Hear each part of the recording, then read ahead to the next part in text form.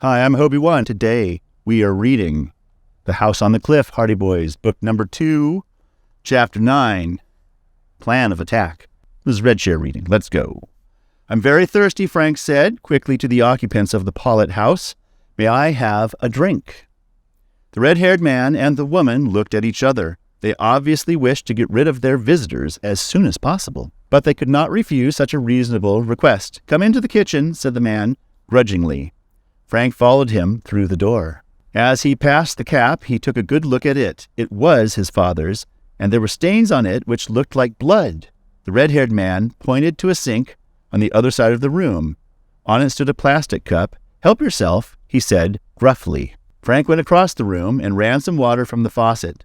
As he raised the cup to his lips, his mind was racing.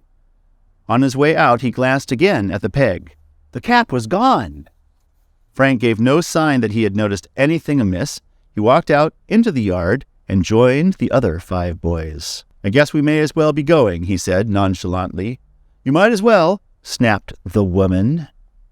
There's no stranger around here, I tell you. The boys started off down the lane. When they were out of sight of the house, Frank stopped and turned to his companions. Do you know what I saw in that kitchen? He asked tensely. What?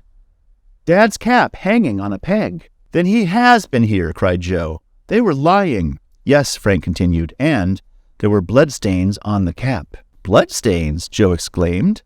That means he must be in trouble. Frank, we've got to go back. We sure do, his brother agreed, but I wanted to tell you all about it first. What do you think we should do? Chet asked.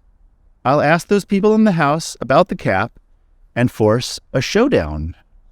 Frank declared tersely, we've got to find out where Dad is. Resolutely, the boys started back to the Politt house. When they reached the yard, they found the 2 men and the woman standing by the shed talking earnestly. The woman caught sight of them and spoke warningly to the red-haired man. What do you want now? He demanded, advancing toward the boys. We want to know about that sports cap in the kitchen, said Frank firmly. What cap? There's no cap there. There isn't now. But there was. It was hanging on a peg when I went for the drink. I don't know anything about no cap, persisted the man. Perhaps we'd better ask the police to look around, Joe suggested. The redhead glanced meaningly at the woman. The other man stepped forward. I know the cap this boy means, he said. It's mine. What about it? It isn't yours, and you know it, Frank declared. That cap belongs to the man we're looking for. I tell you it is my cap, snapped the swarthy man, showing his yellowed teeth in a snarl. Don't tell me I'm lying. The red-haired man intervened. You're mistaken, Klein, he said. I know the cap they mean now. It's the one I found on the road a few days ago. Guess you're right, Red, Klein conceded hastily. You found it? Frank said incredulously. Sure, I found it, a brown cap with bloodstains on it. That's the one. But why did you hide it when I went into the kitchen? Well, to tell the truth, them bloodstains made me nervous. I didn't know, but what? There might be some trouble come of it, so I thought I'd better keep the cap out of sight. Where did you find it? Joe asked. About a mile from here. On the shore road? Yes, it was lying right in the middle of the road. When was this? A couple days ago, just after we moved in here. Let's see the cap, Chet Morgan suggested. We want to make sure of this. As Red moved reluctantly toward the kitchen, the woman sniffed. I don't see why you're making all this fuss about an old cap, she said. Coming around here, disturbing honest folks. We're sorry if we're bothering you, said Joe, but this is a very serious matter. Red came back out of the house, holding the cap. He tossed it to Frank. The boy turned back the inside flap, and there he found what he was looking for, the initials F.H., printed in gold on the leather band. It's Dad's cap, all right. I don't like the look of those bloodstains, said Joe in a low voice. He must have been badly hurt. Are you sure you found this on the road? Frank asked, still suspicious. You don't think I'd lie about it, do you? Red answered belligerently. I can't contradict you, but I'm going to turn this over to the police, Frank told him. If you know anything more about it, you'd better speak up now. He doesn't know anything about it, shrilled the woman angrily. Go away and don't bother us. Didn't he tell you he found the cap on the road? I told him to burn up the dirty thing, but he wanted to have it cleaned. and wear it. The boys turned away, Frank still holding the cap. "Come on, fellows," he said. "Let's get out of here." He doesn't know anything about the cap. As the boys started down the lane, they cast a glance back at the yard. The woman and the two men were standing just where the young sleuths had left them. The woman was motionless, her hands on her hips.